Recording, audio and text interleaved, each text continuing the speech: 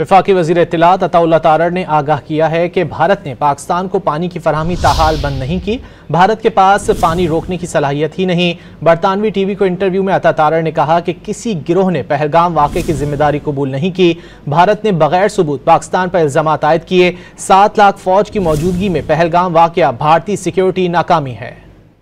Pakistan's framed this as a victory moment for the country. Pakistan has the upper hand, and Indian losses are in front of you. We targeted their military installations, their ammunition depots, and I don't think India could sustain anymore. Is Kashmir now on the agenda as part of this ceasefire deal? President Donald Trump's second tweet has made things abundantly clear, because he wants a resolution to major issues between us, between India and Pakistan.